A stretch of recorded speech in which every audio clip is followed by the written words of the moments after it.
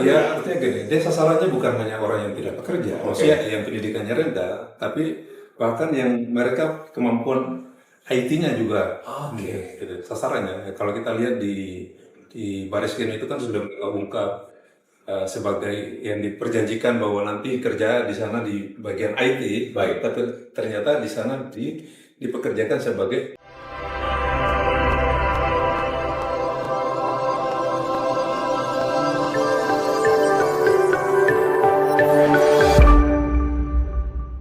Assalamualaikum warahmatullahi wabarakatuh, salam sejahtera dan salam presisi. Sahabat Humas Polda Sulteng, kembali bersama saya Julius Efrain. Kali ini di podcast Presisi Polda Sulteng. Dan kita tahu bersama bahwa beberapa tahun atau bulan ini mungkin begitu, kita sering sekali dikabarkan dengan berita terkait TPPO ya, atau tindak pidana perdagangan orang. Yang ini isunya tidak hanya di Sulteng saja, tapi isunya ini sudah nasional begitu ya. Bahkan kita melihat beberapa kasus kemudian sudah ditemukan dan beberapa kasus kemudian sudah diungkap begitu. Nah, spesifiknya berbicara tentang Sulawesi Tengah, tentunya akankah atau apakah yang TPPO ini memang sudah menjadi marak begitu beredarnya isu ini, dan apa yang kemudian akan menjadi langkah antisipasi dari pihak kepolisian, khususnya kepolisian daerah Sulawesi Tengah. Sudah bersama saya narasumber kami, yaitu Kompol Dirham Salama SH. Beliau nanti akan menjawab semuanya, dan juga nanti kami akan berkenalan dengan beliau mulai dari karir kepolisian dari awal hingga sekarang. Beliau menjabat sebagai PLH Kasubdit 4 di Reskrimum Polda Sulawesi Tengah. Saya langsung sapa saja. Inilah Kompol Dirham Salama, Sarjana Hukum. Assalamualaikum dan salam sejahtera, Pak Kompol. Waalaikumsalam warahmatullahi wabarakatuh, salam sejahtera. Salam presisi, Pak. Salam presisi. Baik, sehat Pak Kompol? Alhamdulillah, sampai saat ini seperti saudara lihat, alhamdulillah sehat. Baik, ini PLH, berarti pelaksana harian. Pelaksana harian. Pelaksana harian Kasubdit 4 di Reskrimum. Ya, betul. Kasubdit 4 itu berarti menangani apa itu, Pak? Kasubdit 4 itu ya, yang banyak dikenal adalah menangani perkara-perkara yang terkait dengan korban perempuan dan anak. Gitu ya. Korban perempuan dan anak. Spesifiknya ke situ. Spesifiknya ke situ. Tapi selain itu juga tidak pidana yang lain juga seperti juga tangani. Seperti apa misalnya, Pak? Ya, tipu gelap. Tipu gelap, pemalsuan, selain itu ya. Tapi lebih spesialisnya adalah kaitan dengan korban perempuan dan anak. Ini kita bisa bicara tentang TPP ataupun juga trafficking gitu mungkin, Pak? Iya, betul. Pak Kompol atau Pak Kasubdit, ini kalau kita berbicara tentang di Reskrimum, ini berapa subdit yang berada di dalamnya, Pak? Kalau nomenklaturnya itu 4 subdit operasional itu ada 4 subdit. Jadi di subdit 1, subdit 2, subdit 3, subdit 4. Nah, kita spesialisnya adalah kaitan dengan perempuan dan anak. Berapa anggota, Pak, yang bertugas di bagian tersebut? Ya lebih dari, kan di subdit 4 itu ada baru terbentuk 3 unit. Ya, 3 unit ya masing-masing ya. Sekitar 20-an. 20-an orang. Memang kalau kita lihat di SP sangat minim untuk personilnya. Biasanya berapa itu harusnya, Pak? Ya harusnya berapa? Ya normal yang efektif sih harusnya 4 subdit. 4 subdit. Dan rata-rata ya mungkin sekitar 50 personil. 50 personil. Dan sekarang ini masih terbatas di 20 personil.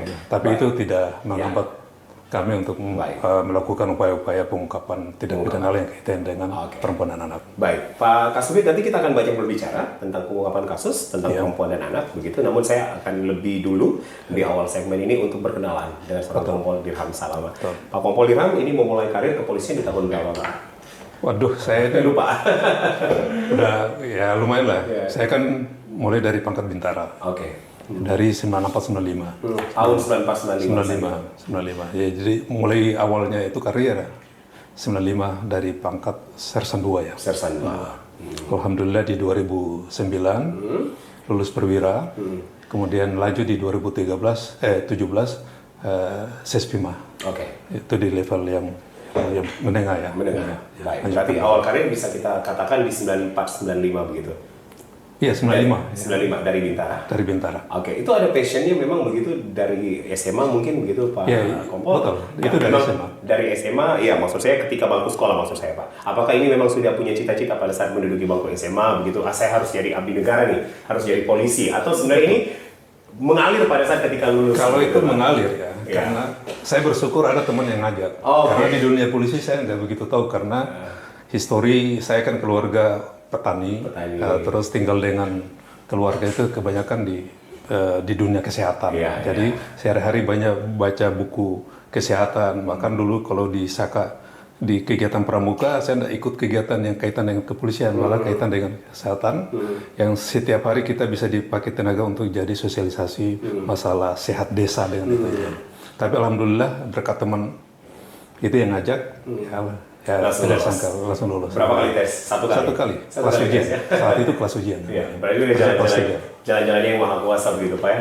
Satu kali tes. Betul, karena kita di zaman saya itu minta izin sama orang tua kan pasti belum tentu diizinkan. Iya. Jadi ya kita sembunyi-sembunyi. Pas Oke. nanti Jadi pada saat tes itu sembunyi Pak? ya sembunyi sama orang tua lah. Tapi memang orang tua memang nggak setuju ya ketika mau jadi Kita polisi? belum tahu disetujui atau tidak. Baik. Cuma latar belakang banyak keluarga TNI, jadi ya cukuplah mereka jadi TNI, nggak usah yang lain-lain. Makanya bahasa itu saya jaga jangan sampai tidak diizinkan oleh orang tua. Baik. Dan akhirnya orang tua tahunya itu pada saat lulus? Tahu nanti pada saat pengumuman terakhir, minta doa restu. Oke. Gimana tuh ekspresi orang tua dari Pak Kompol Dirham? Ya ekspresinya pasti antara sedih dengan ini. Kaget pasti. Kaget, kenapa enggak? Minta izin dari awal. Jadi ya saya bilang ya masa depan saya tergantung dari doa orang tua. Baik. Alhamdulillah bisa terkabul. Dan dari awal berdinas itu memang di Polda Sultan. Oke, jadi dari awal dinas memang di Polda Sultan. Di Polda Sultan. Walaupun seorang Pak Dirham Salama ini orang Maluku Utara ya, kalau saya tidak salah. Halmahera. Ternate ya. Ternate, Maluku Utara. Jadi Maluku ketika Utara, waktu itu saya masih ingat jumlah kami itu 45 yang dikirim ke Kerombasan, dididik di Kerombasan Sulawesi Utara. Kerombasan, terus penempatannya semuanya di 45. Baik. Dari alhamdulillah 45 sudah mulai berkurang, ada yang di PTDH, ada yang meninggal, dan faktor-faktor alam lah. Baik. Berarti kalau total dinasnya udah sudah 25 ke atas. 25 tahun ke atas. Iya. Pak Dirham suka duka menjadi seorang polisi begitu Pak Dirham. Ya saya bersyukur. Iya. Saya bersyukur banyak suka duka ya. Artinya ada hal-hal yang ingin kita berbuat untuk masyarakat itu di wadahnya di kepolisian. Sudah. Dan akhirnya Tuhan membawa atau Allah membawa Pak Dirham ini menjabat sekarang menjadi PLH Kasubdit 4. Kasubdit 4. Artinya kalau Bapak melihat dari track ke track begitu Pak, ya rekam jejak atau karir begitu Pak Dirham sampai saat ini apa yang Pak Dirham rasakan begitu Pak bisa menjabat sebagai PLH Kasubdit 4 di Reskrimum? Ya alhamdulillah banyak yang saya bersyukur sampai ke jenjang 4 ke jenjang sampai saat ini dengan pangkat komisaris polisi. Saya bersyukur karena saya masih melihat angkatan saya masih pangkat bintara. Itu ya suatu kesyukuran. Kalau kaitan dengan tugas-tugas ya itu normatif dan banyak yang saya pernah ditempatkan di ujung Buol. Itu juga banyak suka dukanya. 1 tahun di situ bagaimana kita interaksi dengan masyarakat desa. Karena saya memang asal dari desa, jadi terbiasa dengan kompleks masalah desa kita bisa. Alhamdulillah kembali ke Polda Sultan sampai sekarang. Berarti kalau pindah-pindah kabupaten udah pernah Pak ya ke Buol? Sudah. Atau kemana lagi selain Buol gitu Mas? Ya, Toli-Toli. Ya, terakhir ya Kapolsek di wilayah Basidondo. Baik. Pak Dirham melihat secara general ya kepolisian daerah Sultan ini seperti apa saat ini begitu Pak? Kalau kita lihat dari secara umum banyak perkembangan. Banyak perkembangan terus banyak perubahan-perubahan yang tadinya saya berada di era masih gabungan dengan TNI, setelah ini berpisah itu banyak sekali perubahan-perubahannya. Perkembangan. Apalagi dengan tagline-nya presisi begitu Pak ya. Presisi. Objektif, dipercaya dan partisipasi juga begitu Pak. Ini kemudian membuat masing-masing anggota harus ada inovasi. Harus inovasi, mengembangkan diri dan harus terupdate setiap perkembangan dinamika yang terjadi di masyarakat. Baik, dan Pak Dirham membuktikan itu. Ya, sahabat Humas Polda Sultan mulai dari Bintara dan sekarang ya sekolah perwira. Ya, kemudian akhirnya sekarang dipercayakan menjabat sebagai PLH dari Kasubdit 4 di Reskrimum Polda Sulawesi Tengah. Baik, sudah berapa lama jadi PLH Pak Dirham? Sejak Mei 2023. Mei 2023. Artinya kalau kita hitung di Mei 2003 ketika saya ditunjuk PLH, masih ingat kasus Perimu? Ya. Nah, itu ketika ditunjuk PLH saya usulkan pimpinan untuk diambil alih tangani oleh Polda. Alhamdulillah semua berjalan lancar. Baik, Pak Dirham, cukup mungkin bagi kita ya, bagi sahabat semua Polda Sultan untuk mengenal seorang Dirham Salama begitu, Kompol Dirham Salama tepatnya. Sekali lagi beliau menjabat sebagai PLH Kasubdit 4 ini mulai dari bulan Mei. Ya berarti kalau dihitung-hitung ini udah setahun lebih ya. Mei tahun berapa Pak? Mei 2023. Oh, Mei 2023. Setahun lebih Pak ya. Masih PLH. Ya, masih apa kita sebut. Bisa definitif mungkin ya Pak. Ya, itu urusan pimpinan lah. Tapi yang jelas kita sesuai dengan SOP, kita kerja dengan ikhlas. Baik, ya. Saya cukup mengenal beliau soalnya begitu. Ini bahkan anak beliau pun juga punya karir yang bagus gitu dari kecil. Ini di dunia modeling. Itu tidak lepas dari binanya. Baik Pak Nira. Tapi kalau si Iva ya, kalau saya nggak salah. Iya, ini sudah apa gitu Pak? Kemarin wakil Indonesia ke di Thailand ya? ASEAN sebagai winner. Juara satu. Di ajang putra putri apa? Model Pak. Model. Oke, baik ya. Sukses Pak Nira untuk Iva sendiri gitu. Baik, Pak Nira, kita pindah nih ke topik utama kita atau episode atau seri yang kita akan bahas begitu kali ini. Kita akan bahas tentang bagaimanakah kemudian Polda Sulteng ini melakukan penanganan terkait yang namanya TPPO Pak ya, atau tindak pidana perdagangan orang. Kita berbicara TPPO Pak. Ini memang lagi menjadi isu karena memang beberapa tahun atau bulan ini terus penemuan kasus, pengungkapan kasus begitu. Betul.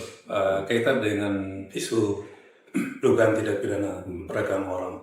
Kalau kita lihat histori, memang dari sejak zaman dulu pun juga ada dengan sistem perbudakan dengan pergeseran. Memang kalau kita lihat itu ini adalah kejahatan kemanusiaan. Kemanusiaan.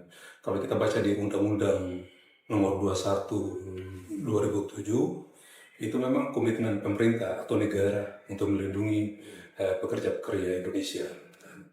Kalau kita lihat di apa sih TPPO? Kalau kita lihat definisinya, di situ adalah mulai dari tindakan perekrutan, pengangkutan, penampungan, pengiriman, pemindahan, atau penerimaan seseorang dengan ancaman kekerasan, penggunaan kekerasan, penculikan, penyekapan, pemalsuan, penipuan, penggunaan. Itulah definisi TPPO. Jadi memang ada 3 elemen di dalam TPPO, yaitu mulai dari prosesnya. Bagaimana proses orang ini? Yaitu mulai dari proses rekrutnya, proses pengangkutannya, terus penampungannya, terus pengiriman orang, terus ada pemindahan atau penerima atau negara tujuan. Itu proses. Kemudian caranya itu menggunakan dengan ancaman kekerasan. Ancaman kekerasan, terus penggunaan kekerasan, kemudian penyekapan, pemalsuan dokumen. Tujuannya apa? Tujuannya untuk mendapatkan keuntungan atau eksploitasi orang. Jadi 3 elemen dan beberapa unsur di situ ya bisa salah satu unsur saja yang terpenuhi bisa itu sudah disebut dengan TPPO. Baik, Pak Nino, artinya TPPO ini berarti adalah orang-orang yang dipekerjakan dengan ancaman dan penyekapan dan segala macam tadi yang berbau kejahatan itu ke luar negeri. Selain ke luar negeri, memang kemarin ketika ada peraturan presiden, saya lupa namanya itu ketika Kapolri ditunjuk sebagai ketua harian gugus ininya Satgas TPPO-nya itu. Makanya di tahun 2003 itu banyak pengungkapan secara nasional. 2023 Pak ya? 2023. Tahun lalu itu banyak pengungkapan. Untuk Polda Sulteng itu kalau di 2023. Ya, jadi 2023 ini pengungkapan besar-besaran ya Pak ya? Hampir tiap hari begitu Pak, kalau saya tidak salah kita melihat di Provinsi. Kalau di 2003 itu 43 kasus ya kita. Sulteng atau secara nasional? 43 kasus. Nanti di 2024 yang kita ungkap sampai di bulan ini ada 8 ya. Oke, jadi ada penurunan signifikan berarti Pak? Ya, sangat signifikan. Karena memang ini sama dengan fenomena gunung es ya. Ya. Jadi nanti ketika ketahuan itu setelah mereka ada laporan. Jadi kalau tidak ada ketahuan itu banyak sebenarnya. Contoh di 2023 kasus yang kita ungkap, yang korban yang kita pulangkan itu ada beberapa ini ya. Itu pun kami monitor sekarang sudah bekerja lagi di luar negeri. Ini yang kami masih telusuri siapa agen yang memperagakan mereka. Sebutannya adalah agen. Dan banyak yang non prosedural. Padahal ini kan kalau kita bicara orang yang dikerjakan dari Indonesia ke luar negeri, ini kan kita kenal dari dulu tuh ada namanya WNI. Maksudnya TKW, kemudian TKI begitu Pak. Nah ini beda ya Pak. Kalau TKW TKI itu mungkin legal. Sama. Itu apakah termasuk dengan TPPO juga gitu Pak? Itu dengan bicara TKW TKI. Kalau dia non prosedural. Ada itu namanya kalau sekarang dikenal dengan PMI, pekerja migran Indonesia. Nah itu modus-modusnya. Sebutannya sekarang PMI. Jadi TPPO itu ada modus PMI yang non prosedural, artinya ada agen yang memberangkatkan tapi ilegal. Ada juga agen yang memang secara legalitas dia sebagai agen penyalur untuk bekerja di luar negeri, tapi ada negara-negara tujuan yang moratorium masih dilarang. Moratorium dilarang. Dilarang seperti di negara Arab sampai sekarang belum. Makanya modus-modusnya yang mereka itu untuk kegiatan di negara-negara tujuan Arab ya paling kegiatan tur ibadah agama. Ya. Nah, setelah itu sudah mereka kabur. Oke. Itu pemalsuan alasan dan dokumen juga begitu Pak. Betul. Yang awalnya adalah untuk tur rohani, keagamaan, tapi akhirnya kabur. Baik. Ya karena memang sudah ada, karena memang ini jaringan. Oke. Jaringan. Jadi ketika kita ungkap satu, pasti putus jaringannya. Baik, Pak Kemon, ini tadi kan disampaikan bahwa ketika itu non prosedural itu berarti ilegal. Tapi ketika PMI itu prosedur, ya sesuai dengan tahapan yang berlaku berarti tidak ilegal. Tidak ilegal. Dan itu memang diperbolehkan. Iya, kalau kita lihat di prosedur untuk sebagai pekerja migran kan ada tahapan-tahapannya. Sebelum diberangkatkan ke negara tujuan, itu mereka diberikan pelatihan-pelatihan. Ya. Ada pelatihan-pelatihannya, sertifikasinya keluar. Betul. Kalau memang non prosedural, Itu tidak ada pelatihan. sama sekali tidak ada pelatihan. Oke. Mulai dari rekrutmen juga pasti prosesnya juga semi-semi. Makanya yang bisa kita deteksi itu adalah mulai dari kepala desa. Makanya kemarin beberapa kali pertemuan kita sarankan di setiap desa itu menyampaikan kepada di setiap desa itu kan ada babinsa dengan babinsa timnas. Ya. Ketika ada informasi rekrutmen ini segera dilaporkan kepada kepolisian setempat atau ke Polda. Baik, dan itu sebenarnya harusnya lewat agen resmi Pak ya? Seharusnya. Harusnya agen resmi. Tapi sekarang banyak agen yang nakal Pak. Banyak. Seperti kita bicara Sultan Pak, secara spesifik ya. Banyak juga yang kemudian membuat agen-agen yang ilegal atau agen-agen nakal. Ya, agen-agen yang ininya kan kebanyakan di sini hanya perwakilan. Ada istilahnya PL, pekerja lapangan. Jadi ketika yang agen resmi atau tidak resmi, katakan agen resmi, tapi negara penerima yang dikirim itu tidak resmi, itu juga menyalahi aturan. Jadi orang agen resmi di kita. Kenapa sampai sekarang itu masih ini ya? Satu kepala itu, kalau informasi hasil pemeriksaan kami itu 20 juta. Per kepala dihargai 20 juta? Iya. 20 juta Pak? 20 juta. Ini keuntungan kita bicara? Ketika saya sebagai pelaksana lapangan, saya dapatkan ini, Bapak dihargai dengan 20 juta? 20 juta. Apabila kalau dapat orang ini untuk kita berangkatkan 20 juta, ini menjanjikan. Lumayan Pak. Lumayan. Nah, makanya ini kalau satu orang 20 juta Pak, 5 orang aja udah 100 juta gitu loh. Makanya sekarang mereka modus untuk mulai dari rekrut itu kan dari mulut ke mulut. Iya. Nah, mulai dari pertama itu ya modusnya pekerja. Jadi ya itulah faktor utama adalah ekonomi. Baik. Pak Dian tadi mengatakan bahwa ada beberapa negara yang moratorium sekarang Pak. Artinya kita pun misalnya legal, tapi ketika kita masuk ke negara yang memang tidak diizinkan, berarti itu dianggap non prosedural. Ya. Dan negara-negara mana saja yang moratorium Pak? Tadi disebutkan Arab ya, Ya, negara Arab. Semua negara Arab. Padahal kan biasanya banyak TKW biasanya. Nah itu berarti non prosedur. Artinya yang kami tahu bahwa sampai sekarang belum dicabut. Oke, padahal ada kasus 43 tahun 2023. Itu semua dengan jajaran dan pengungkapan hanya Polda. Dengan jajaran. Oke. Jadi di 43 kasus ini, karena kita berbicara TPPO, modusnya selain pekerja migran, ada juga antara regional ya, antara daerah. Jadi ketika ada yang janjikan kamu kerja di perusahaan di Morowali, tapi ternyata di sana bukan masuk perusahaan, tapi dieksploitasi, kerja di kafe dan lainnya, itu juga banyak terungkap.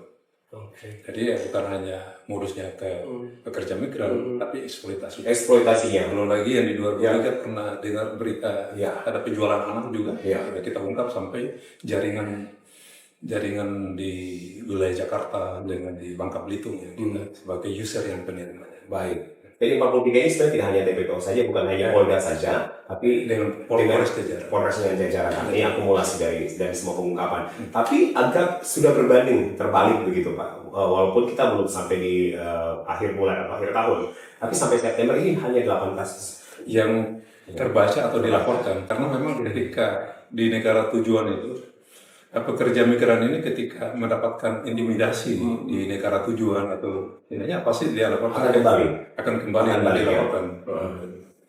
Oke, tapi dengan adanya angka penurunan yang ya kita nggak tahu nih sampai akhir tahun gitu Pak, karena mungkin belum terungkap semuanya. Tapi dengan Pak Niramal ini gimana kemudian kerja Polda Sulteng sendiri Pak dengan jajaran yang lain gitu, stakeholder yang lain? Artinya kami tiap hari untuk update untuk laporan masing-masing jajaran, ada pengungkapan TPPO kaitan dengan pekerjaan migran maupun eksploitasi antara regional, maksudnya antara daerah ke daerah gitu. Tetap. Baik. Ya, saya yang Pak. Ya, karena kita juga selain itu kan kita diskusi dengan elemen-elemen, ada Badan Perlindungan Pekerja, jadi semua ada data.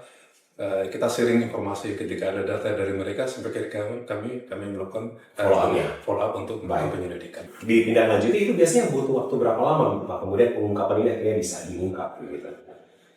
Ya, dalam waktu ini yang penting informasi itu sangat jelas. Ya kita butuh 1 bulan juga bisa begini. Kita mulai dari kita pengumpulan data, ya, analisa data dengan dokumen-dokumen yang lain. Makanya tadi saya sampaikan bahwa kaitan dengan perdagangan ini adalah jaringan.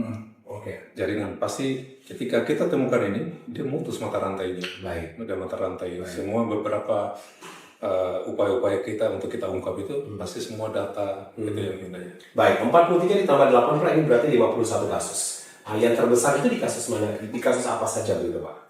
Kalau Pak Dirham mengingatnya begitu tahun 2023 atau kebanyakan eksploitasi antara regional, maksudnya kan kalau kita lihat di apa namanya di gugus tugas penanganan perdagangan orang itu kemarin itu hanya fokus kepada pekerja migran karena banyak korban di luar negeri harus dipulangkan dengan ini. Tapi yang selain kami ungkap itu kasus-kasus yang lain yang kaitan dengan eksploitasi dan seksual yang katanya. Baik. Kemudian ini gimana kemudian kalau para pelaku TPP itu menjalankan aksinya begitu Pak? Apa yang biasanya mereka lakukan selain tadi menghargai 1 orang ketika mendapatkan 1 orang itu 20 juta? Karena gitu, kegiatan untuk pemindahan ini kan sudah ditahu modus-modusnya. Jadi ketika dia dapatkan target 5 atau 10 orang di salah satu desa atau beberapa kecamatan dikumpulin, itu metode pemberangkatan itu juga pasti dipecah. Maksudnya gini, tidak akan berkelompok untuk berangkat. Karena pengalihannya begitu. Pengalihannya begitu. Jadi pasti akan ketahuan karena yang masuk di dalam gugus Satgas TPPO itu kan bukan hanya kepolisian. Kepolisian itu adalah penindakan. Tapi ada level-level yang lain kayak macam di perhubungan, di bandara dengan ini itu bisa memantau kegiatan aktivitas. Kan kita bisa tahu bahwa kalau orang desa berangkat dengan ininya kan kalau dia hanya 1, 2 itu susah kita baca. Kalau dia berkelompok kan pasti ini ketahuan. Baik. Dan ini dihindari. Itu mereka hindari. Pemberangkatan berkelompok dihindari. Jadi paling dia kirim hari ini 1, besok lagi ininya. Nah, itu yang menghilangkan untuk beberapa petugas identifikasi. Baik. Pak Kasuri sering mengatakan dari tadi adalah ini sasaran mereka justru ada warga yang di desa Pak atau kecamatan. Nah, apa yang kemudian membuat akhirnya lokasi desa, ya saya nggak mau bilang atau saya nggak tahu mungkin edukasi yang kurang di sana atau seperti apa Pak, atau kemampuan ekonomi mungkin yang tidak merata karena ini sasarannya selalu di desa gitu Pak. Betul. Sasarannya di desa ya, karena memang sasarannya adalah kelompok rentan ya.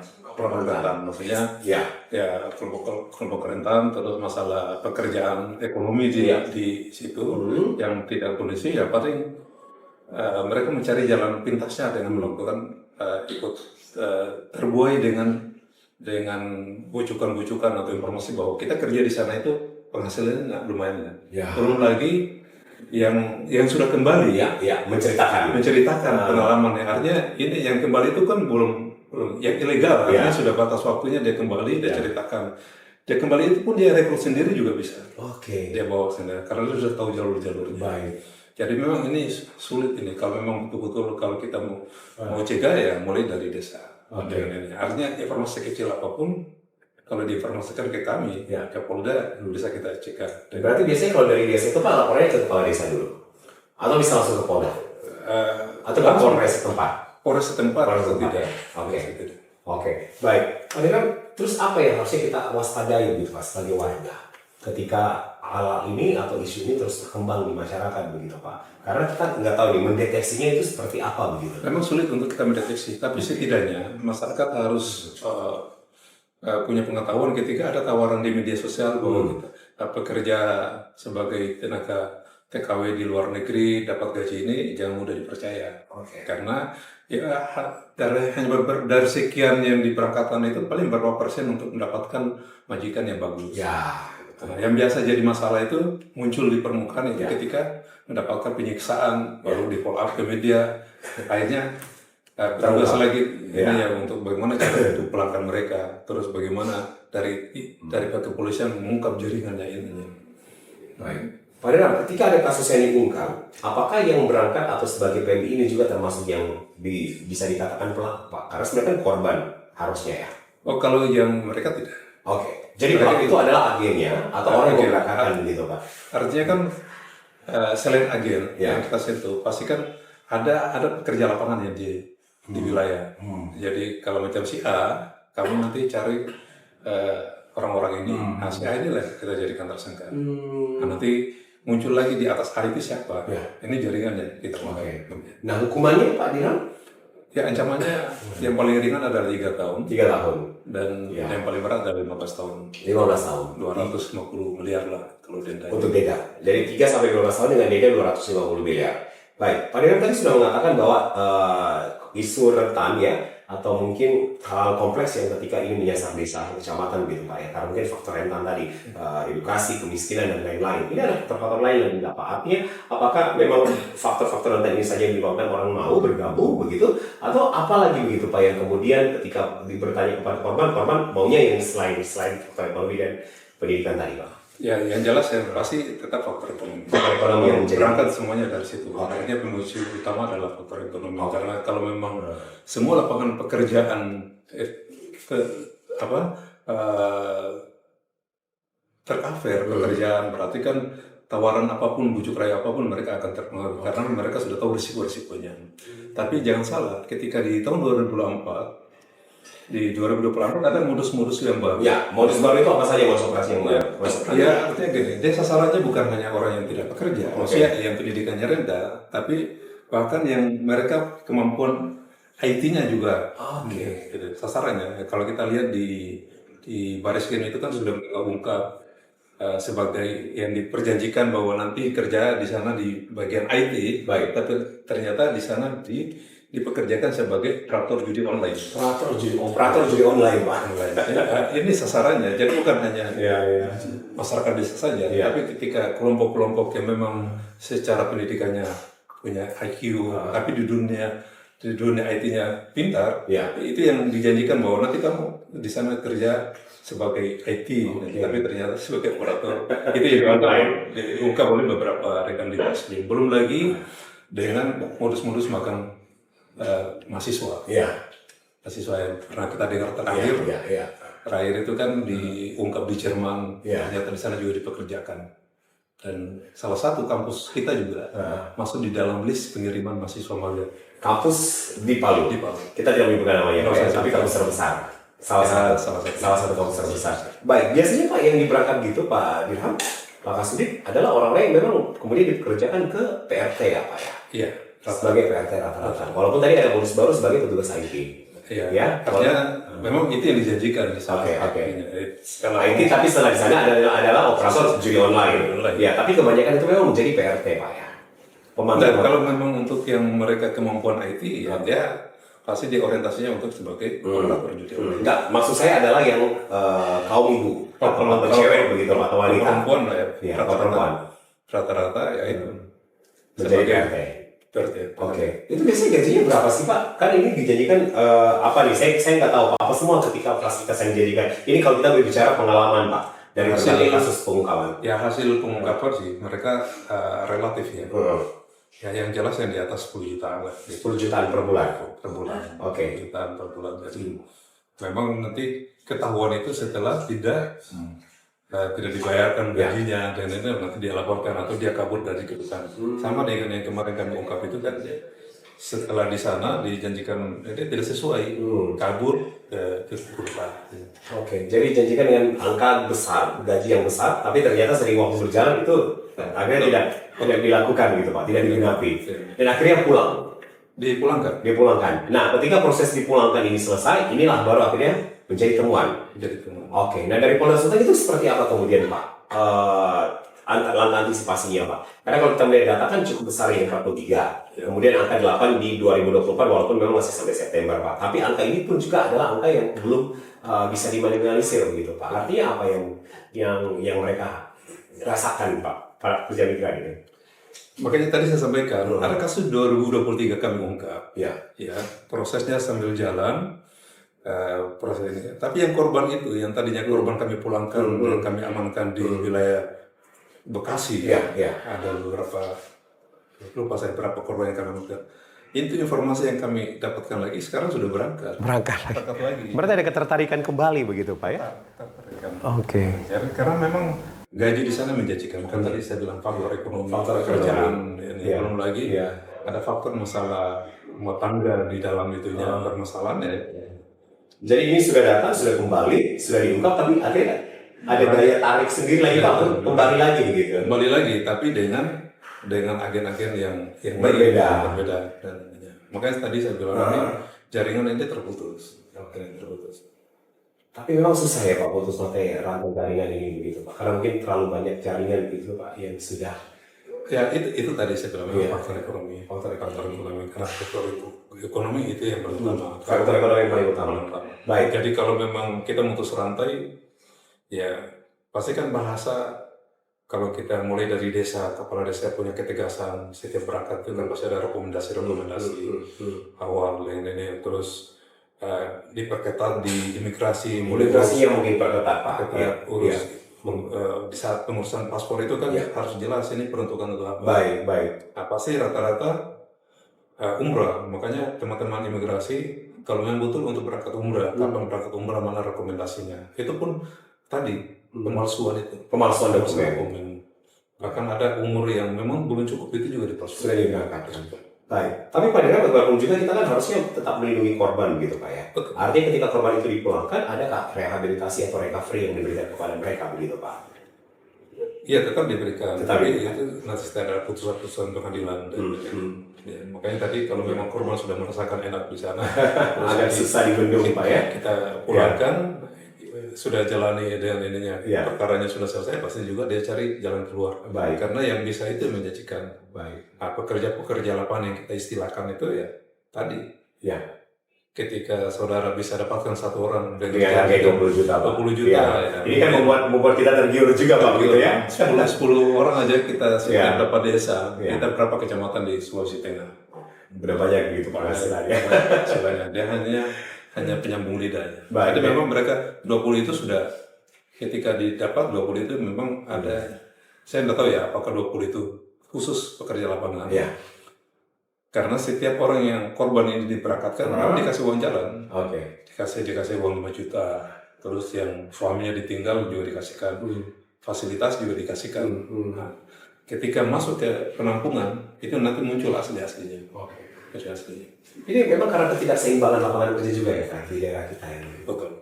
Ketidakseimbangan juga faktor penghasilan ataupun juga gaji yang dibayarkan begitu Pak. Betul. Sampai kemudian punya daya tarik tersendiri. Makanya edukasi itu sangat penting. Oke. Sejauh ini edukasi yang diberikan Polda seperti apa Pak? Kalau kita sih kerja dengan dinas terkait ya. Adalah dinas pemberdayaan perempuan, perlindungan anak. Lagi dengan apa istilahnya untuk pekerja migran ini, Badan Pekerja Migran, Badan Perlindungan Pekerja Migran. Memang harus disosialisasikan. Apa saja sih?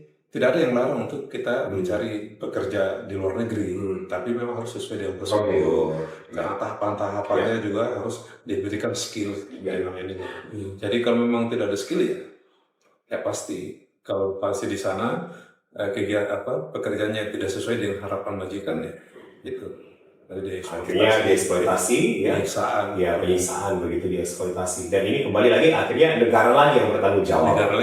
Oke, padahal ini maunya si personal tersebut. Baik, jaringan ini memang sudah internasional gitu ya Pak Biro ya? Iya, jadi sebenarnya kejahatan HAM sih sebenarnya. Kejahatan HAM, Pak. Pelanggaran HAM. Karena hak asasi manusia bisa dieksploitasi. Cuma itu kembali kepada person masing-masing korban. Karena itu kebutuhan. Baik. Ini kalau kita melihat ini kan biasanya banyak menyasar kaum perempuan, Pak. Betul. Nah, kalau kita berbicara kaum lelaki, apakah juga punya kesamaan kasus begitu Pak, artinya dengan jumlah yang banyak, dengan modus yang banyak juga. Selain tadi memang IT walaupun di sana jadi operator judi online begitu Pak. Tapi kalau kita berbicara tentang segmentasi pria, banyak juga yang Kalau di segmentasi ya, kalau kita lihat dari pengungkapannya sih kurang. Oke. Kecuali kalau yang dengan modus untuk sebagai pekerja IT. di luar negeri sebagai IT, Ya. tapi setelah sana dijadikan sebagai operator judi Judi online. online. Oke, anak-anak sendiri gimana begitu Pak? Apa aja? Untuk segmentasi anak-anak yang belum cukup umur tapi akhirnya pemalsuan dokumennya banyak. Kalau untuk sebagai pekerja migran ya kami belum temukan di bawah umur. Ya, cuma antara regional ya, maksudnya regional yang kami sempat ungkap itu ada juga yang di bawah umur, tapi dipekerjakan di karaoke di daerah yang lain itu ya di sana. Nah itu yang kami bisa pulangkan kemarin gitu. Oke. Nah harusnya edukasi seperti apa begitu Pak Dirham yang harus kita berikan begitu Pak? Tadi sosialisasi sudah sering dilakukan begitu Pak. Artinya apa yang menjadi sasaran untuk disentuh kepada warga atau masyarakat Pak dengan konflik yang rentan begitu? Akhirnya jangan percaya gitu, gampang percaya kepada kasus-kasus atau kepada TPPO ini begitu Pak. Memang kerja sulit gitu ya. Sebenarnya tidak ada kata bosan untuk rekan-rekan dari dinas terkait untuk memberikan edukasi. Kalau dinas pemberdayaan perempuan tadi. Pemberdayaan perempuan. Atau belum lagi kita libatkan elemen-elemen LSM, pemerhati perempuan itu juga harus memberikan edukasi. Kalau ya kami dari Polda kan selain itu kan paling hanya upaya-upaya pendidikan. Kita memutus mata rantai atau mengungkap mata rantainya ininya. Makanya kami sangat butuhkan informasi sekecil apapun. Kecil apapun untuk ini. Jadi biasanya kan korban orang tua, korban yang sudah berangkat itu juga enggan untuk memberikan informasi. Sama dengan yang kami ungkap juga sementara dalam proses dia melaporkan istrinya bekerja, tapi setelah pendalaman dia juga antar istrinya di Bandara Soekarno-Hatta. Ini kami sudah pulangkan. Jadi pengalian isu sebenarnya Pak ya? Korbannya kami sudah pulangkan, sementara dalam proses lagi dalam proses. Kita sudah. Tapi ya Pak Dirham tadi mengatakan Pak Kasubit bahwa ada yang sudah kembali, ini yang memang menjadi pekerjaan rumah sudah kembali, tapi rasa ingin kembali lagi itu ya karena pasti ada faktor ekonomi. Karena memang di sana menjanjikan. Pasti kalau kembali ke desa, kalau dia memanage betul tujuannya untuk kesejahteraan keluarganya, artinya yang kalau kita lihat kan ada yang berhasil, dia kembali, ya modalnya itu dia bisa berusaha yang lain. Bisa bangun rumah, yang lain. Negara-negara yang masih menjadi favorit kemana saja Pak? Negara Arab. Negara Arab ya. Karena mungkin di sana mungkin nilainya pembayarannya tinggi dan mungkin itu ya. Baik. Oke, Pak Dirham, sosial tadi terus dilakukan tanpa putus ya. Edukasi dengan teman-teman ini. Belum lagi dengan kita FGD dan beberapa pemerhati perempuan dan ini. Memang tidak bisa putus ini, harus memberikan edukasi. Oke. Dan ini biasanya sampai ke desa-desa juga begitu Pak ya? Atau mengundang masyarakat desa yang hadir begitu Pak? Itu yang kami sarankan ke dinas terkait. Ketika melakukan edukasi di kabupaten, di desa, tolong dilibatkan anggota kami.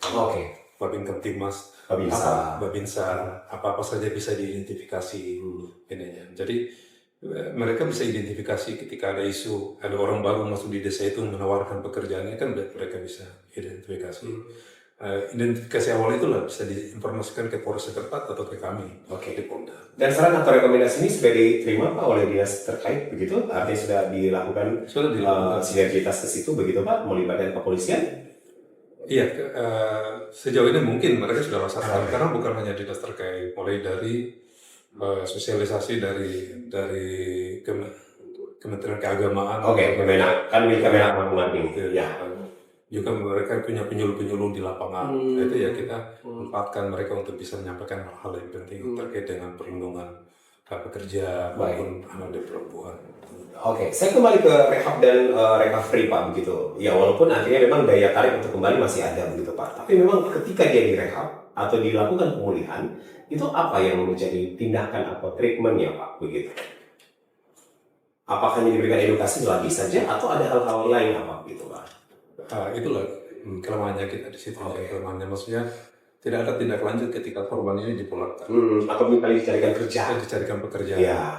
Dicarikan pekerjaan, solusi apa yang skill apa dia ininya yang harus dipersiapkan. Makanya ketika korban-korban pekerja migran di luar negeri dipulangkan itu harus diberikan edukasi atau pelatihan supaya sasaran skillnya ini itu bisa kalau mereka kembali untuk kerja di luar negeri ya bisa diperdayakan tapi dengan negara tujuan yang sesuai dengan aturan. Nah, pemberdayaan pada saat kembali itu memang masih menjadi kebocorannya di situ Pak ya, oleh dinas terkait begitu. Karena tidak tahu mau diberdayakan kemana begitu Pak, sehingga daya tarik untuk kembali itu masih ada. Tapi sebenarnya adalah masih bisa dilakukan secara prosedural begitu Pak ya, artinya ke negara-negara yang memang diizinkan. Betul, makanya dia badan Perwira Pekerja Migran.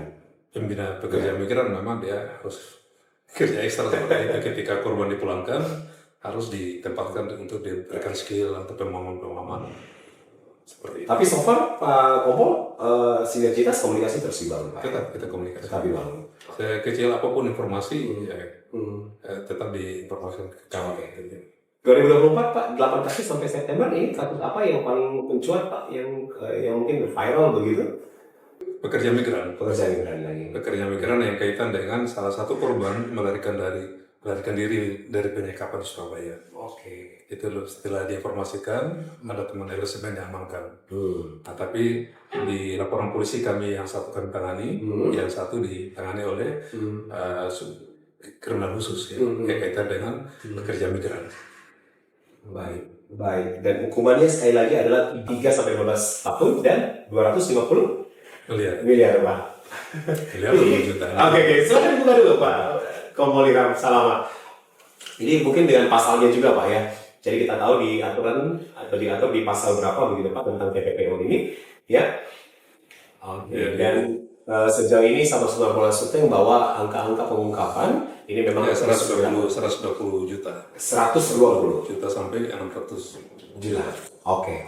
Ini kan sebenarnya jumlah besar Pak ya. Kemudian juga jumlah ancaman pidananya juga lama begitu Pak. Tapi tidak membuat ketakutan lagi gitu Pak ya. Karena kembali kepada nanti proses di pengadilan. Mereka lihat dulu fakta-fakta pemeriksaannya. Ini ya kan pasti ada pertimbangan aspek yang lainnya. Ya. Jadi walaupun kita di Sulteng belum ada agen Pak ya. Kita masih tidak ada agen. Ya. Memang ada agen resmi tapi memang hanya perwakilan-perwakilan, tapi bukan untuk ke tujuan negara ya masih moratoriumnya. Baik. Pemalsuan dokumen ini pun juga sudah dilakukan begitu Pak ya, sangat sering dilakukan. Jadi ketika ada tawaran dihargai dengan 20 juta, kemudian juga dokumen dipalsukan ya, tujuan alasan perjalanan juga dipalsukan, ini seperti sudah terpola dengan baik. Terorganisir dengan baik Pak. Pertanyaan saya kemudian Pak, sampai kita ke segmen terakhir, waktu yang terakhir. Optimis nggak Pak ketika kita berbicara tentang memutus mata rantai ini Pak? Karena ya masih menjadi isu juga TPPO ini Pak. Ya tetap optimis. Tetap optimis. Jadi ketika di bulan apa ya lupa, ketika salah satu toko di Sulteng ya pernah membuat di media bahwa salah satu korban di salah satu kelurahan ada korban TPPO. Ketika muncul di media itu saya respon, saya minta nomor kontak untuk memantau yang tadi saya sampaikan. Melarikan diri dari penyekapan di Surabaya gitu. Alhamdulillah bisa kita amankan mereka. Dan sementara proses sementara berjalan. Nah, kalau kami sebagai warga awam begitu Pak, artinya kami melapornya bisa kemana? Ada hotline centernya atau kemana Pak? Atau apa yang harus kami lakukan ketika kami mengetahui kasus-kasus ini begitu? Ya ketika informasi seperti itu adalah ke kantor polisi terdekat. Polisi terdekat. Ya kalau punya kenalan atau ini cepat dihubungi ke kami. Dan rahasia pelapor juga terjamin. Rahasia tetap kita jaga.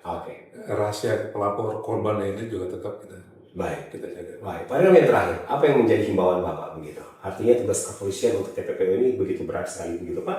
Ya, masih banyak kasus yang kemudian mungkin masih diungkap dengan sinergitas yang ada untuk semua stakeholder begitu Pak. Apa yang harus disampaikan supaya masyarakat pun juga teredukasi Pak terhadap TPPO ini? Yang pertama adalah sebagai warga negara ya, ketika kita ingin cari pekerjaan, setiap informasi atau tawaran-tawaran apapun harus lebih cerdas untuk melihat. Ketika ditawarkan untuk kerja di luar negeri, harus dicari tahu betul yang perusahaan betul atau tidak. Bisa di browsing di internet, apakah perusahaan ini betul atau tidak. kalau ditawarkan terus tidak ada kegiatan pelatihan awal langsung berangkat, itu perlu dicurigai. Langsung dicatat nomornya, dihubungi ke kami, didatakan, nah bisa kami tidak lanjuti. Itu aja, jangan mudah terpercaya, ada tawaran-tawaran di media sosial untuk dengan janji-janji gaji yang besar di luar negeri, itu jangan mudah percaya. Jadi ada 2 poin begitu. Satu di Polda Sulteng adalah kita googling dulu atau browsing dulu apakah agen ini memang agen yang sesuai prosedur atau non prosedural, agen legal atau tidak ilegal begitu Pak, atau ilegal maksud saya. Kemudian setelah untuk agen tersebut kita lihat lagi nih apakah ada pelatihan yang diberikan. Karena wajib ketika siapapun yang bekerja migran begitu ke luar negeri ini harusnya diberikan pelatihan. Harusnya oleh balai latihan resmi begitu Pak. Namun yang non prosedural adalah tidak melewati tahapan itu. Cepat berangkat, cepat berangkat. Tapi cepat juga kemudian akhirnya kasusnya mungkin dilakukan penyiksaan di sana begitu Pak, dan ingin kembali menangis kemudian ingin kembali lagi ke tanah air begitu ya. Baik. Pak Dirham, terima kasih untuk informasi tentang TPPO Pak. Ya, secara umum, secara general kembali Pak Dirham terkait tentang TUSI ataupun juga tupoksi Bapak sebagai PLH 4, Kasubdit 4 Krimsus begitu, apa yang kemudian ingin Bapak kembangkan inovasi apa lagi begitu Pak? Dan tahapan-tahapan apa lagi yang ingin Bapak lakukan begitu Pak untuk kepolisian daerah Sulteng? Sekarang kan kaitan dengan perlindungan perempuan dan anak, kalau kita lihat di berita di sana sudah ada direktorat khusus TPPO ya, TPPO dengan PPA. TPPA itu kaitan dengan perlindungan anak. Itu sudah ada, tinggal nanti nomenklatur di Polda pasti akan apakah dia berdiri sendiri lagi keluar dari di kriminal umum karena memang komitmen negara melalui kepolisian membuatkan direktorat ini untuk betul-betul menjaga harkat dan martabat anak dan perempuan, betul-betul diteliti. Makanya memang banyak potensi-potensi terkait dengan pelecehan itu yang terjadi di lingkungan kita. Harkat dan martabat anak dan perempuan, Pak. Ini menjadi penting dan menjadi salah satu tanggung jawab negara, terutama daerah kita Sulawesi Tengah. Terima kasih Pak Dirham, ya. Selamat bertugas kembali. Bapak, salam untuk anggota yang lain dan tentunya menjadi dalam Kasubdit Tempat ini tidak gampang begitu Pak ya. Banyak hal yang kita banyak dinamikanya. Banyak dinamika. Ternyata di saat kita bercanda dengan orang tanpa sadari bahwa di situ ada dugaan verbal kekerasan seksual. Nanti kita bahas berikutnya. Hati-hati dengan dugaan verbal, baik. Nanti kita bahas di. Ini pesan untuk teman-teman humas Pak, begitu dari segi publikasi yang terakhir informasi Pak. Banyak hal yang bisa kita ungkap, banyak hal yang kita bisa ungkap kaitan dengan tindak pidana PPO, modus-modus operandinya, belum lagi dengan kaitan dengan TPKS, tindak pidana kekerasan seksual. Ini sangat luas dan sangat rentan itu tanpa kita sadari itu terjadi dalam lingkungan kita, lingkungan kerja, dilakukan manapun. Yang tadi saya sampaikan verbal itu, tanpa kita bercanda, membahasakan itu juga termasuk masuk dalam unsur-unsur itu. Makanya kalau macam perempuan-perempuan di Indonesia pahami betul undang-undang ini, banyak dilaporkan ke kami. Ini bisa kita jadikan satu topik tersendiri gitu ya, teman-teman Polda Sulteng. Harus edukasi. Edukasi, apalagi kalau kita berbicara tentang verbal Pak. Kadang-kadang ketika kita dengan jokes atau bercanda, kepentingannya, tapi sebenarnya kepentingan ini sudah menjadi pelecehan begitu secara perkataan. Karena ada faktor yang lain yang ini fakta yang biasa kita temukan itu. Pelecehan yang sudah terjadi beberapa tahun, nanti dilaporkan berikutnya. Ini kita ungkap modusnya apa motifnya itu. Padahal itu akhirnya tidak terpenuhi unsur-unsurnya. Baik. Terima kasih. Padahal kita salaman dulu Pak. Kompol Dirham Salama, sarjana hukum. Beliau sekarang menjabat sebagai pelaksana harian Kasubdit 4 Direskrimum Polda Sulawesi Tengah, sudah berbagi bersama kami informasi tentang TPPO, kerjasama kita begitu ya, edukasi sama-sama begitu. Tadi sudah disampaikan tips-tipsnya, trik-triknya. Ketika ada agen yang menawarkan, marilah kita cari tahu keberadaan agen tersebut, dan harusnya ini melewati pelatihan yang resmi. Kalau tidak ada pelatihan resmi, ini bisa dikategorikan atau diindikasikan adalah penipuan ya, ataupun juga ini adalah TPPO sendiri. Terima kasih Anda sudah bersama dengan kami, sahabat Polda Sulteng. Saya Julius Efrain pamit. Kita akan kembali lagi dengan topik-topik yang menarik. Terima kasih. Wassalamualaikum warahmatullahi wabarakatuh. Salam sejahtera dan salam presisi.